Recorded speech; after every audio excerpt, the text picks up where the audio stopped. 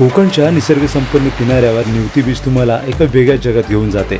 शांत निळाशार लाटा, सोनेरी वाळू आणि अथांग समुद्र हे तुम्हाला पाहायचं असेल तर एकविरा बोटिंग सर्व्हिसेस हे बेस्ट ऑप्शन आहे. त्यांच्यासोबत तुम्ही निवतीचा खोल समुद्रात असलेल्या डॉल्फिन सफरीचा आनंद घेऊ शकता.